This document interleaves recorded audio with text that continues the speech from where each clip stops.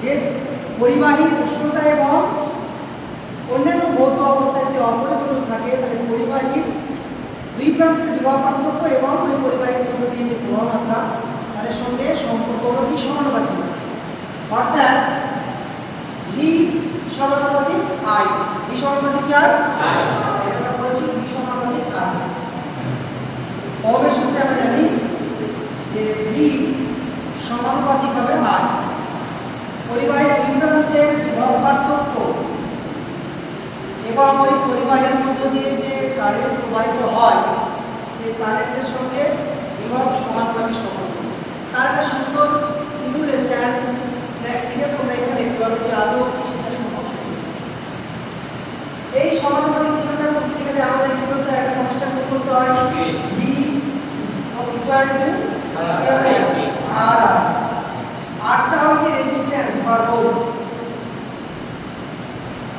Resistance বা বলা হয় এটাকে রোধ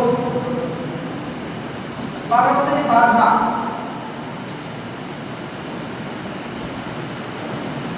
এই যে বাধা বা রেজিস্ট্যান্স এটা কাকে বাধা দেবে? কারেন্টকে বাধা দেবে। অর্থাৎ একটা পরিবাহীর মধ্য দিয়ে যখন কারেন্ট প্রবাহিত হবে সেই কারেন্টকে বাধা দেয় এই রেজিস্ট্যান্স বা রোধ। প্রবাহ মাত্রাকে বাধা দেয়। যেমন একটা প্লাস্টিকের মধ্য দিয়ে কারেন্ট প্রবাহিত হয় না, তার কারণ হচ্ছে প্লাস্টিকের রেজিস্ট্যান্স অনেক বেশি। একটা নিকেল অ্যালুমিনিয়াম এদের মধ্য দিয়ে কারেন্ট প্রবাহিত হয়, কারণ হচ্ছে নিকেল অ্যালুমিনিয়াম এদের রেজিস্ট্যান্স বা রোধ খুবই কম, সেই জন্য এদের মধ্য দিয়ে কারেন্ট সহজে চলাচল করতে পারে। তো এই যে রোধ বা রেজিস্ট্যান্স একই করে পরিবাহীর মধ্য দিয়ে যে প্রবাহ মাত্রা হচ্ছে সেই প্রবাহ মাত্রাকে বাধা দেয়। সেই জিনিসটা আমরা আজকে দেখবো যে কীভাবে রোধ বাড়ালে রেজিস্ট্যান্স বাড়ালে প্রবাহ মাত্রা কম। কারণ আমরা জানি যে সম্পর্ক যেটা পেলাম V ইকুয়াল টু RI বা পেয়েছি আমরা V ইকুয়াল টু IR। কি পেয়েছি? V equal to IR। এই যে V সমান IR, তাহলে I এর সঙ্গে R এর সম্পর্ক কি? I এর সঙ্গে R এর সম্পর্ক হচ্ছে I ইকুয়াল টু VIR। তাহলে I এর সঙ্গে R এর সম্পর্ক হচ্ছে ব্যস্ততা পরিমাণ। অর্থাৎ রোধ যদি বাড়ায় তাহলে প্রবাহ মাত্রা কমে যাবে, আর রোধ কমালে প্রবাহ মাত্রা বাড়বে। ভোল্টেজটাকে ফিক্স রাখবে। দেখো এখানে আমরা দেখতে পাবো, এখানে এখন আমরা এই সার্কিটের মধ্যে দেখতে পাচ্ছি যে এখানে তিনটি ব্যাটারি লাগানো আছে। এই ব্যাটারি এটা হচ্ছে 1.5 ভোল্টেজ, এটা 1.5 ভোল্টেজ, এটা 1.5। তিনটি ব্যাটারি সমান্তরালে লাগানো আছে, শ্রেণীতে লাগানো আছে, পরপর শ্রেণীতে। তাহলে এদের মোট ভোল্টেজ কত হয়? 4.5 ভোল্টেজ। মোট ভোল্টেজ হলো 4.5 ভোল্টেজ।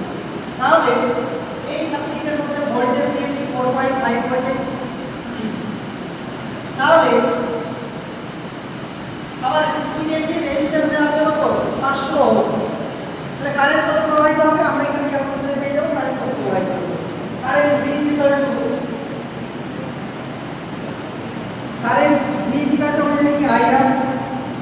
এক্ষেত্রে I ইকুয়াল টু হবে V বাই R। V কত পেয়েছি? 4.5 আর R আছে 500।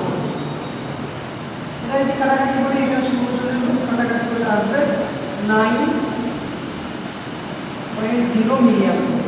এই দেখতে পাচ্ছ তোমরা কত আছে?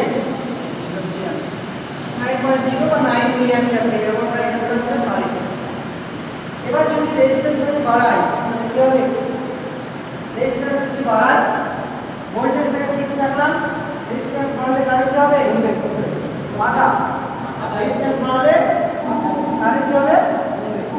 কমবে। রেজিস্ট্যান্স বাড়াচ্ছি, কারেন্ট কমছে।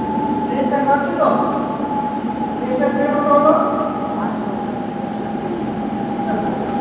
একদম 1000 বেড়ে হলো। 1000 যখন রেজিস্ট্যান্স করলাম তখন কারেন্ট হলো কত? 4.5। হিসাব করে যদি দেখো তো 4.5 হবে কারেন্ট। কি করে হিসাব করবো আমরা?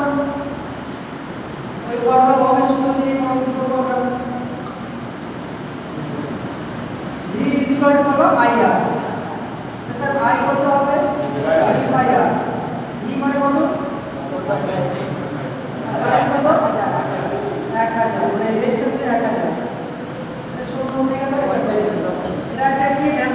মিলি অ্যাম্পিয়ার হচ্ছে 10 টু দি পাওয়ার মাইনাস 3 দিয়ে কি করতে হবে plus 3 10 to the power plus 3 দিয়ে গুণ করতে হবে তাহলে মিলি অ্যাম্পিয়ার হবে কাটাটি করো প্লাস 3 মানে আমরা ব্যাক করি তিনটে কাটবো 10 4.5 মিলি অ্যাম্পিয়ার হয়েছে 4.5 মিলি অ্যাম্পিয়ার আর এটা হয়েছে 4.5 মিলি এই অঙ্কগুলো আমরা সবসময় কি করবো শুনতে পাবো এইটা তো আয়া রেজিস্ট্যান্স যদি আমাদের বলে দাও ভোল্টেজ কমানো করলে কারেন্ট কমানো করলে রেজিস্ট্যান্স আমি একদম লো করে দেব 10 করব তাহলে কত হবে 450 ভোল্টেজ এটা বাড়ছে তো কারেন্ট বাড়ছে আরে বাড়ছে রেজিস্ট্যান্স কমছে বুঝছো সেই জায়গায় রেজিস্ট্যান্সটাকে রাখা যাবে রেখে আমি ভোল্টেজটাকে ও কম বাড়াতে করতে পারি ব্যাটারি সংখ্যা বাড়াতে পারি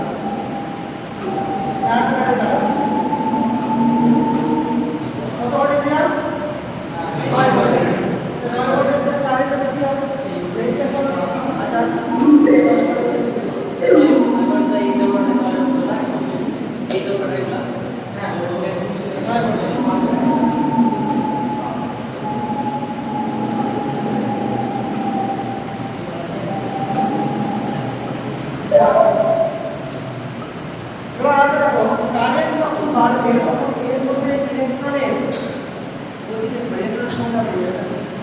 কারেন্ট পাবে কি রেজিস্ট্যান্স কত করব